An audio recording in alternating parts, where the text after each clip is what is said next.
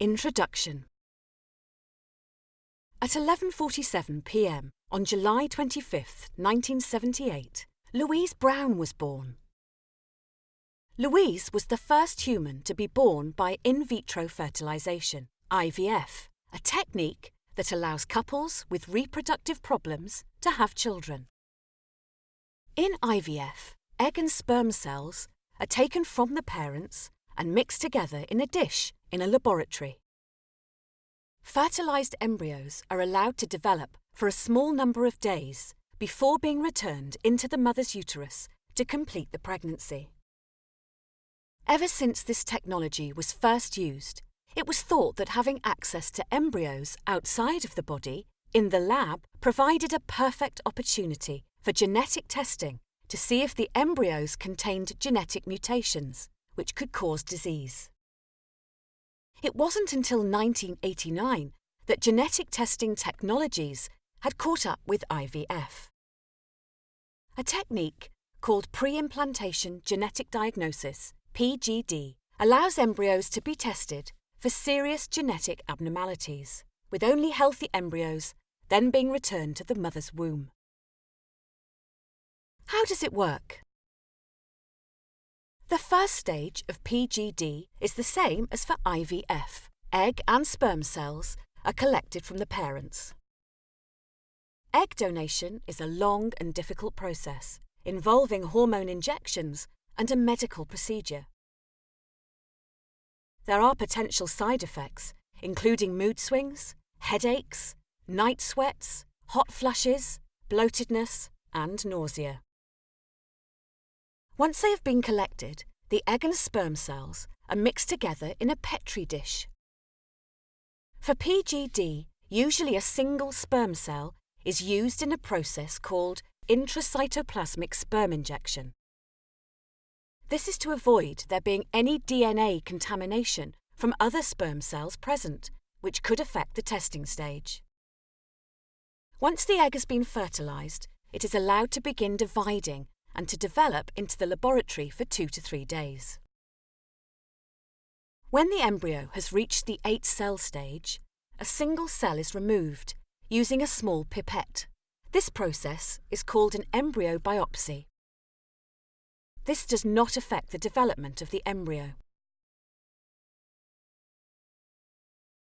At this stage of development, all the cells are described as being totipotent, which means they are still able to divide and develop into every cell type in the human body.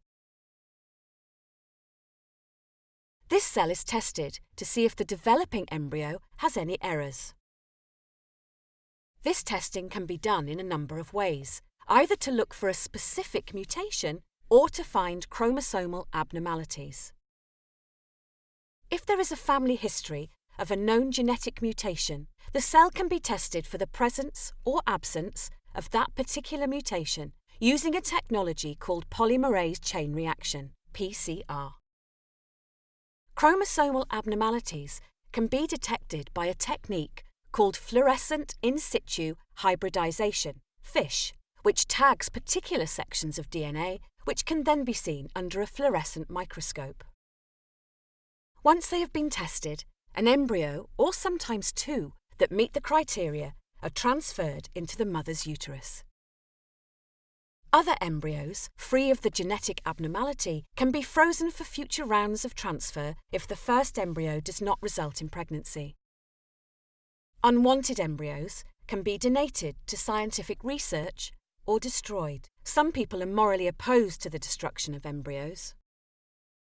Why use PGD? The main use for PGD is to help people who have a family history of inherited disease to have children who do not have that condition. Genetic diseases such as cystic fibrosis, Duchenne muscular dystrophy, and thalassemia can be avoided using PGD. However, PGD can also be used for other purposes, which is where it becomes more controversial. One example is what are known as saviour siblings. This is when an embryo is selected to ensure it will be a suitable cell donor for an older sibling. Saviour siblings are able to donate blood stem cells from the umbilical cord, which can be used to treat certain diseases. If there is not enough to treat the sibling, the younger child could be subjected to a painful bone marrow transplant if the parents choose to do so. Decisions such as this put a psychological strain on both the parents and the child and cause many to question whether the use of PGD to select for saviour siblings is an acceptable use. There are also voices of concern when it comes to what are known as lower penetrance disorders, such as hereditary breast cancer. These are genetic conditions which may raise the risk of getting a particular disease, but does not always result in the person getting the disease. Conditions like this are very hard to predict, and so it is hard to know where to draw the line when considering risk factor genes. Many consider it unethical to select against an embryo which is likely to have had a full and healthy life. Other people believe that the psychological burden of knowing you might develop a disease warrants use of a PGD in this way.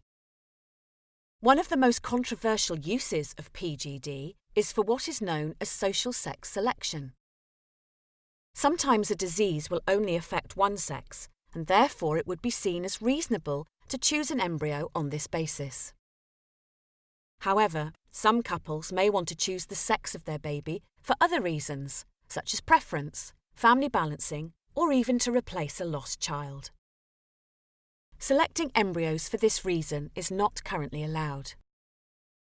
In the UK, it is currently illegal to test embryos for any reason other than to avoid a serious medical condition, but who knows what may be allowed in the future.